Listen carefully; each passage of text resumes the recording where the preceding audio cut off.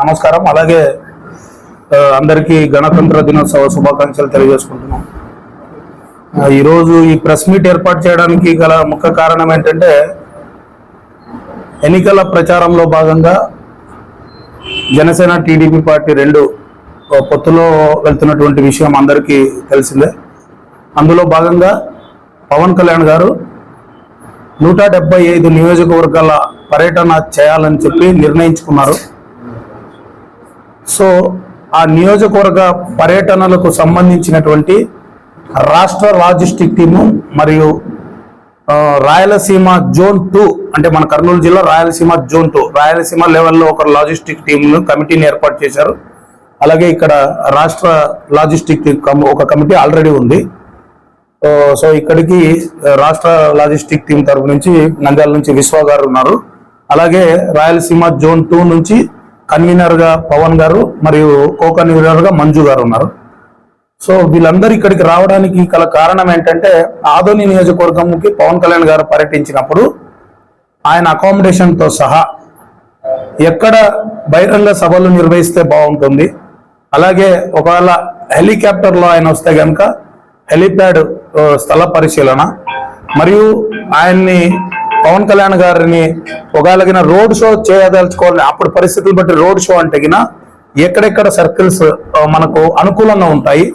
So ఇక్కడ plus ఆ కార్యక్రమానికి అంటే నియోజకవర్గ స్థాయిలో చేపట్టేటువంటి ఎన్నికల ప్రచార కార్యక్రమాల్లో ప్రతి నియోజకవర్గంలో 200 మంది వాలంటీర్లు అంటే స్వచ్ఛందంగా పవన్ కళ్యాణ్ గారికి ఆ యొక్క కార్యక్రమానికి పనిచేసేటువంటి వాలంటీర్లు ఉండాలని కూడా లాజిస్టిక్ టీం నిర్ణయించుకోవడం జరిగింది.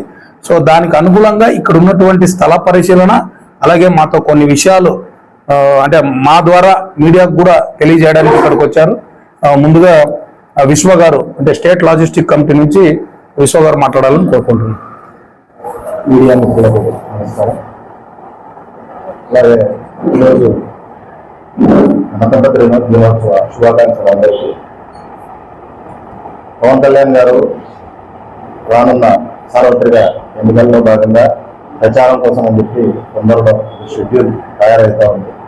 దానికి సన్నాహక సమావేశాలు, సన్నాహక కార్యక్రమాలు ఏమేమి ఉంటాయంటే, ముందుగా మనం పరిశీలనలో తీసుకోవాల్సిన కొన్ని అంశాలు ఉంటాయి.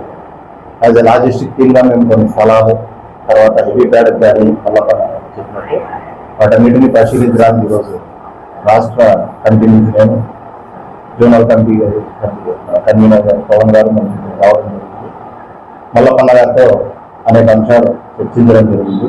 సన్నాహక సమావేశాల పైన అకామిడేషన్ కానీ, తర్వాత బహిరంగ సభ అయితే ఉమ్మడిగా జరుగుతుందా, లేదంటే ఇండివిజువల్ రోడ్ షోస్ జరుగుతాయా, కన్వీనియంట్ ఎక్కడ ఉంటుందా, ఇక్కడ అకామిడేట్ కావడానికి ప్లేసెస్ ఏముంటాయి, ఏమి అంతా సెక్యూరిటీ ఇష్యూస్, వాలంటీర్ ఇష్యూస్ అన్నీ ఆయనకు ముందుగా సన్నాహకంగా అప్పటికప్పుడు మేము ఉన్న ప్రయాసంలో ఉంటారు కాబట్టి ముందుగా తెలియజేయడానికి ఈరోజు ఇక్కడికి రావడం జరిగింది. తొందరలో షెడ్యూల్ ఖరారైన తర్వాత పవన్ కళ్యాణ్ గారి పర్యటన వివరాలని మల్లపన్న ద్వారా మీడియా వారికి తెలియజేస్తామని తెలియజేసుకుంటాం. సెలవు తీసుకుంటాం.